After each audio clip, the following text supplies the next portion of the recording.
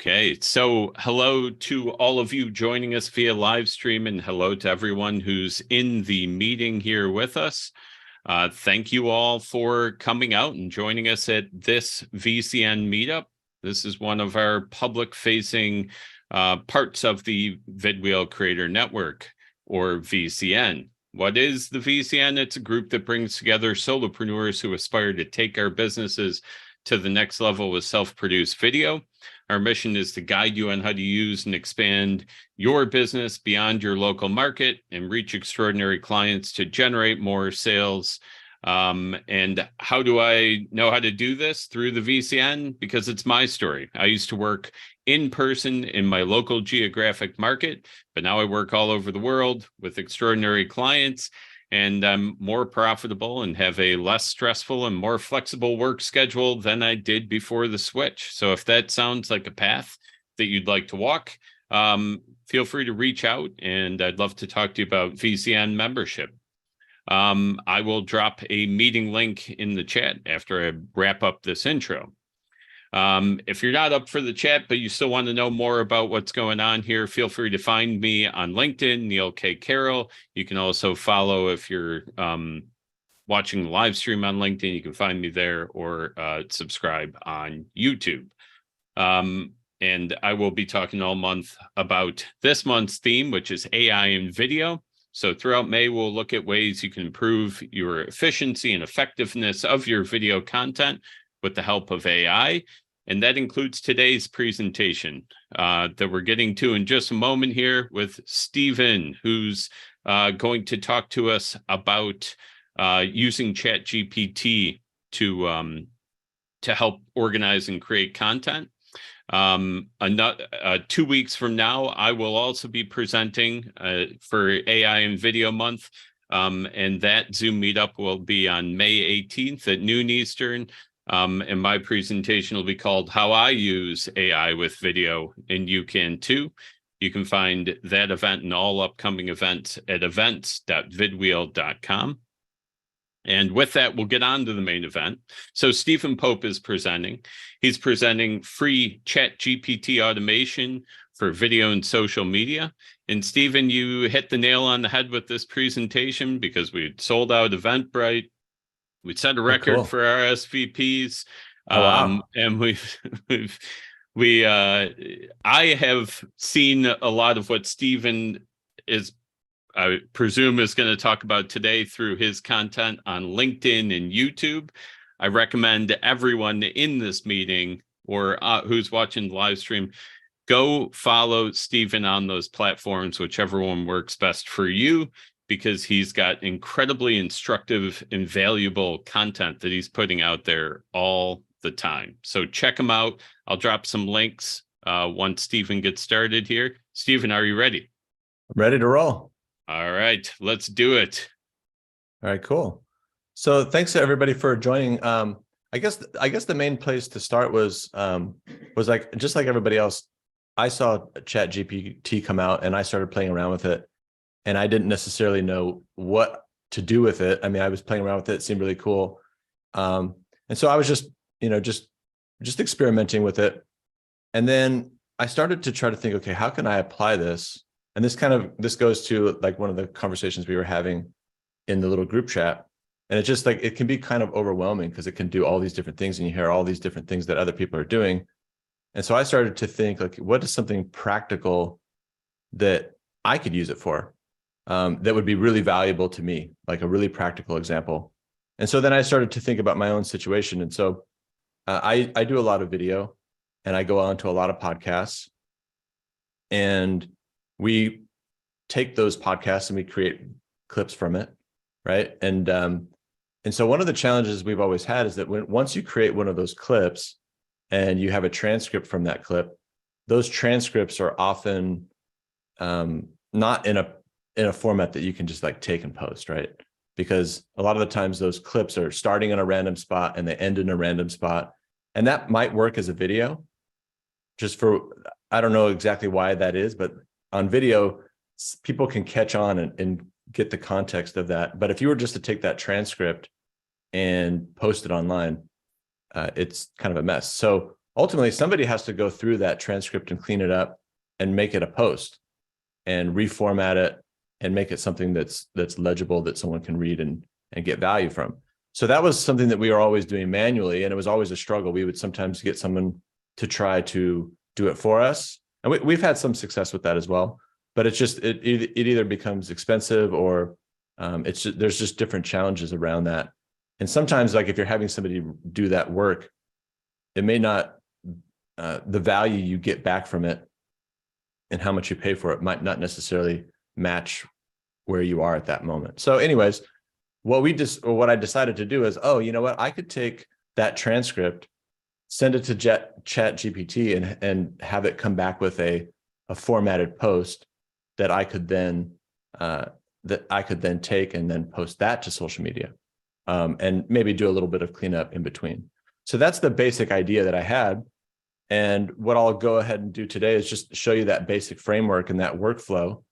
And what I'd like to do is, because this is about video, I'll just kind of just touch on the three main parts of how all of this works. And I'll try not to get too much into the weeds and make it overwhelming, because there's quite a bit going on to make this work. But I'll cover like some stuff about video and some tools that I'm using on the video side, which might be interesting. And then I'll cover some of the automation that I'm using to make all of this happen. And then we'll talk a little bit about ChatGPT as well.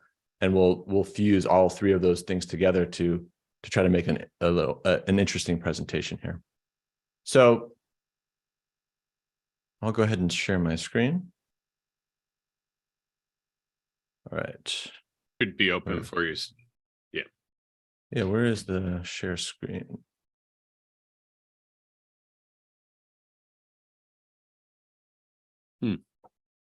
Yeah, I'm not seeing the share screen button. Let me should be around.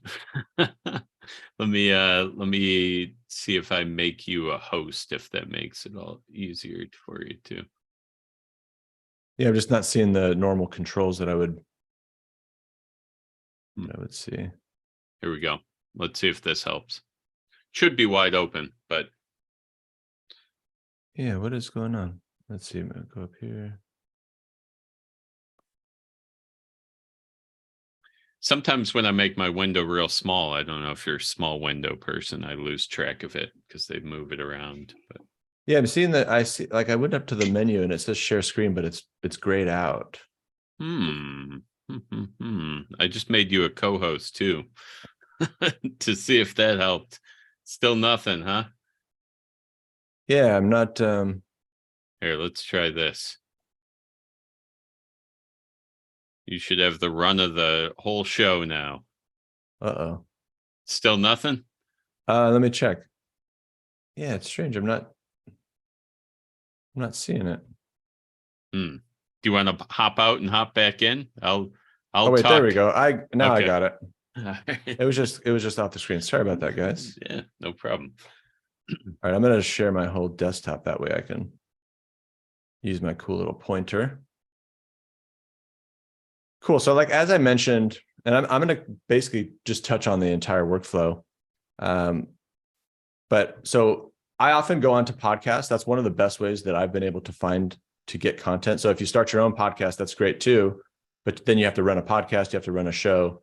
And oftentimes your guests are doing a lot of talking. So I go on a lot of podcasts. And then after we record those podcasts, then we'll use a tool like Descript to, and you guys can see my screen, okay? Mm-hmm. You see Descript, you see the pointer and everything? Yep. Cool. So we'll use Descript and we'll make a lot of these clips, like I mentioned, and we can produce a lot of these clips, which is great. But then the hard part for us, really, at least specifically for me too, because I'm also dyslexic, is like going through and then taking these transcripts and turning them into a post was quite difficult. So what our workflow is we create a lot of these clips, and then we ultimately use a tool called frame.io. And what frame.io lets us do is we can upload all of our clips like this one here. And once that happens, of course, we can do all of our video feedback. If you've ever seen this tool, it's really cool. You can review videos, you can make comments on them, and you can go back and forth with your video editor in a really efficient way. But once those videos come into frame.io, I use some automation to bring those videos into a tool called Airtable.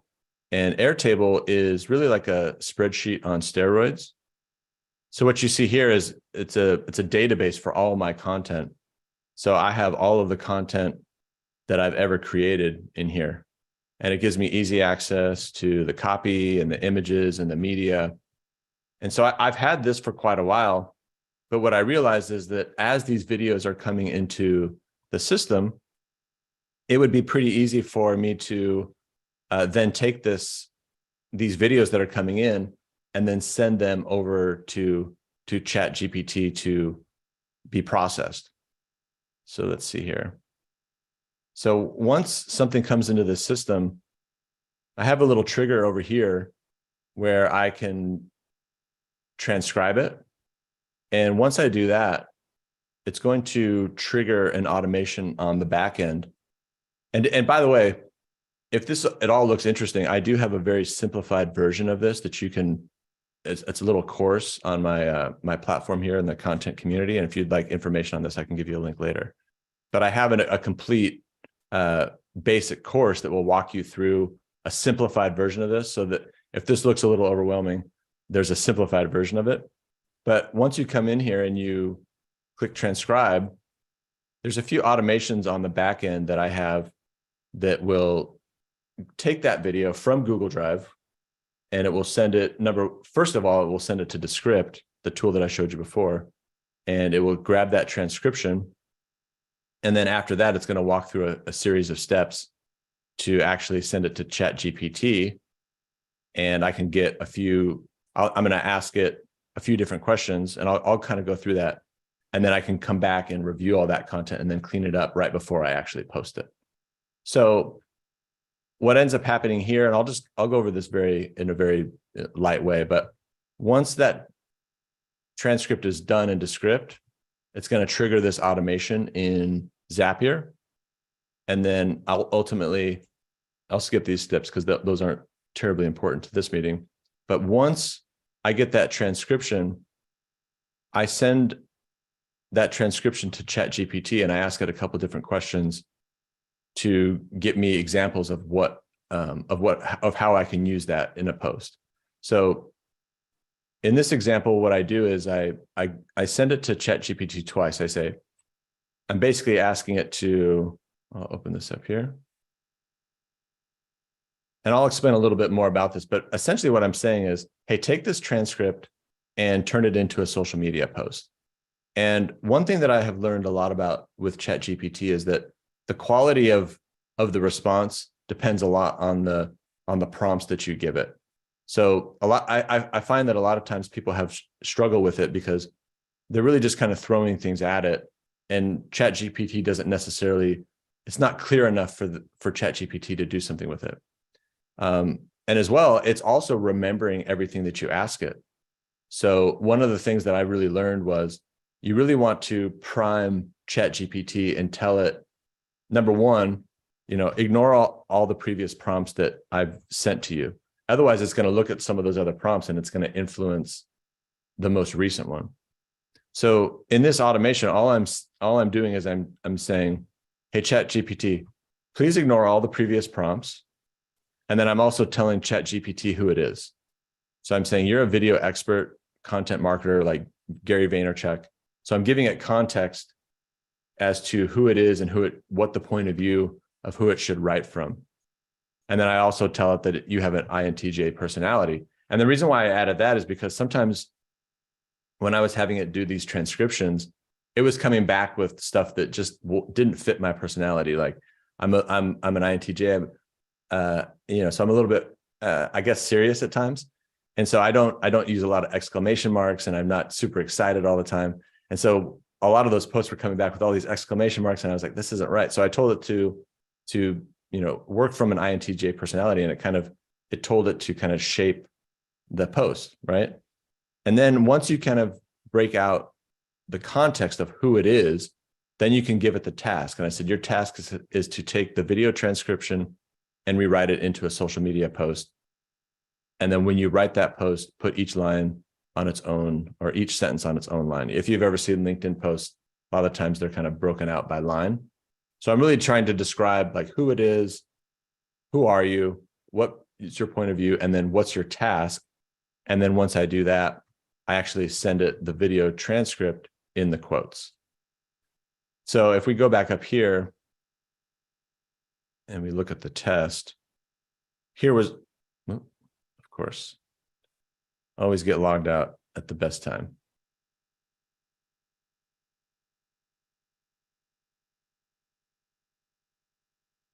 So because I had the Airtable database, I was able to trigger that automation. Where'd it go? And so this is the snippet that we sent it. And again, like a lot of these transcriptions that we have, it's good content, but it's just not ready for social media. And then ultimately we come down here and then we can run this through the automation. It's a little bit hard to read these things, but it takes that transcription and it tries to make something a little bit more readable. Now, of course, oftentimes you get stuff that you might not like. And so you're going to have to work with it and continue to work with your prompts and make it better and better. But what it did was it took that transcript and it made something a little bit more legible that I could then clean up later, right? So something that, because for me, it's like, if I have to take that whole transcript and just analyze it and rewrite it, that takes a long time. But if somebody goes through there and cleans it up for me, then I can kind of go in and fill it out and do it much quicker. So then it comes back with a response and then I can go back and clean that up. And then the other thing that I did was like, well, how about you give me 2 responses so I have a bit more time or a bit more, more options to work from. So I actually ask it for 2 different versions of that. So basically I send it the same prompt again and say, hey, give me an alternative to that. And then beyond that, what I do is I also have it give me sample titles, because I also publish this content to places like YouTube and Facebook Reels, where it requires a title as well. So then I also ask it for titles. I say, it's a similar prompt, but instead of asking for a social media post, I say, hey, give me 12 titles that I can use for YouTube. And so then it runs these automations. And then after that, it will actually drop this stuff back into a Google Doc. And then it will also update the Airtable database with the titles. And so in our video workflow, we can see in our Airtable database, we can see all of the content that's in progress. And so when I'm going through to post content for the next day, I can come in here and say, okay, what content do I need to look at? And so it's all scheduled by the day. And I can come in here and say, okay, this video here, this one needs copy and a title. And then I can actually open up the copy directly from that tool. And it's going to give me those 2 responses, right? So here's option 1. And then here's option 2. And then I also have it just drop in the original transcript so that I have that as context. And now when I go to write the post, I can come in here much quicker and just look at these and clean them up and then ultimately send them out to post. And then when we come over to the titles, it's a very similar thing. It drops in sample titles over here. And then I can just open this up. I can look at the suggestions. I can pick the best one. This isn't necessarily the best one, but I'm just going to show you. And then I can clean it up. And then I can approve it, right? Just like I would with the copy. I can approve that copy. I can say it's done. And then it will go through the rest of the workflow. And then this piece of software here, this Airtable database, will actually allow me to send it all the way through to the social media platforms. I don't even have to download it again. I can literally take it from here and post it out to all the social platforms. So you can see here, this is an API log that I've connected to, and then it posts all that content all the way through. So the main advantage that I have here is that everything is just getting lined up for me. And like, I guess it's like baseball. The pitches are just getting thrown at me, and I can just keep hitting them out. And it just makes it very efficient, especially for someone that doesn't have somebody that's going to go in there and write all those posts for me. So that's really the entire workflow and kind of how I'm using it. And then, if you guys have any questions, I'd love to help out. So that was great, Stephen, and I think it's an excellent rundown. Airtable plus Zapier plus Descript. Lisa did pop one question in the chat, which is with your course, which I dropped your links in there, and I put them on our live streams as well. Is there a template, Airtable template that's included in your course? Yeah. And it's much more simplified than the one that I have here.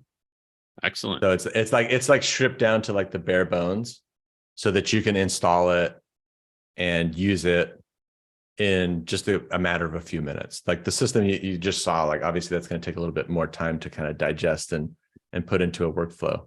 But right yeah, the free course is it's pretty simple actually. Nice. I think Neil, I don't know if you went through the course, but you saw my YouTube video, and I think went.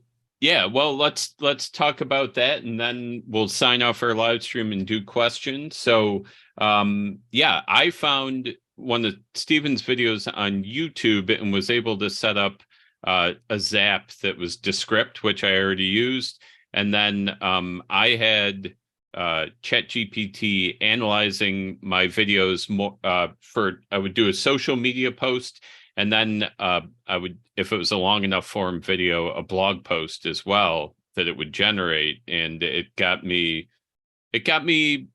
most of the way there, right? Which I think is the overall message of this. Like, I think when you hear of people getting into trouble with some of these tools, right. It's not a total easy button, right? It's not the press of a button and you're done, but it can move you along the path and save you a ton of time in ideation stages and other stuff like that.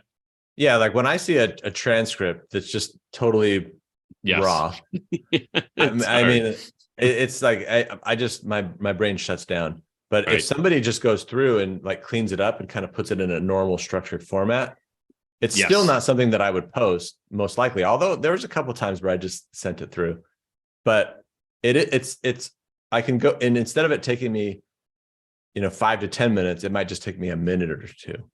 Yeah. And then if you multiply that, so I post over 100 pieces of content a week, and so when you think about that level of content, it starts to really make a big difference. And then the other thing that's cool too is that I then take all of those same transcripts that were cleaned up, and then I just post those.